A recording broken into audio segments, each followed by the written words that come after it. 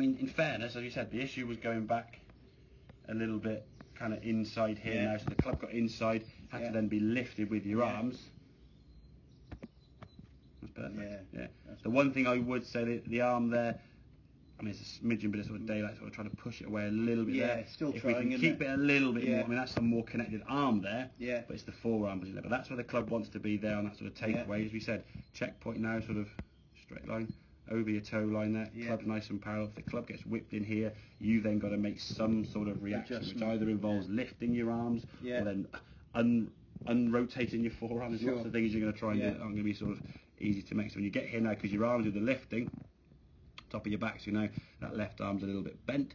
As you go back, and now you just hinge the wrist up, top of the back swing now, you've got more width, you see. Absolutely. That club's a lot further from you. There's a further, your arm, hands are nice and high, getting in a good position, okay. So then from that position, all you got to do is just worry about unwinding the body, and you can come back and strike through. There's room for your body to rotate. You're not going to feel as trapped into the golf ball because you've got that room being created by a better backswing. The head isn't down too much. I wouldn't say so. No. I think sometimes you do get your chin a little bit low, so I think when you get a club you're confident with, i.e. your 7 wood, the chin comes up and you box. That's it. So always try to get that chin up a little bit, I would say. But it's not to say it's majorly down at the moment. That sort of, if you look at sort of the back of your headline there and so on, the sort of spine, I mean 1 or 2 degrees, but nothing really. I wouldn't say, maybe as a game of golf today, so I was just think, okay, set up, chin up. But I wouldn't really worry.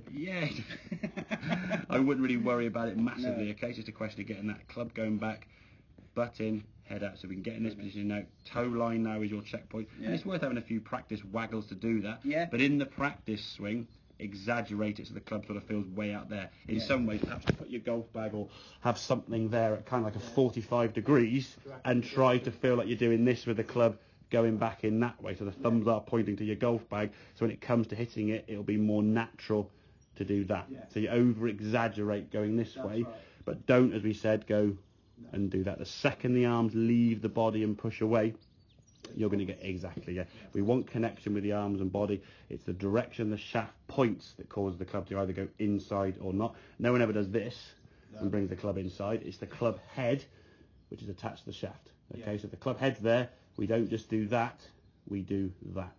Get the club in front of you, so it's button, as we said, head out as in outside your hands, not behind you. And then from there, now we can just hinge and turn. You've made your backswing. Just react and hit the golf ball without worrying about trying to, I've got to get through it. But if you're in here and then you lift, you've then got to, and that's when you get in that stuck position. You can't actually move and get out your own way. So things will kind of sort of happen. So with that there, it's sort of one thought, as in this takeaway, and the rest then just sort of just follow suit, rather than trying to sort of It's working on one thing, get that right. It's on the golf course you're going to go and play now. I think you said you don't want to be thinking about 25 different things. You want to be thinking really about the shots you're going to play. Think about, okay, what am I going to play? Is I going to hit a 7-iron there or a 5-iron? Am I going to play for the right side of the green or go a bit short left? And you think about planning your way around the golf course, and then once you're there, maybe one practice waggle, pull the trigger and hit it, and then go and find it. Don't be sort of going, am I doing it? Am I doing all these things? Okay. Make sense then, yeah? Make sense? Perfect. Good. Have a couple of 5-iron, buddy. Cool.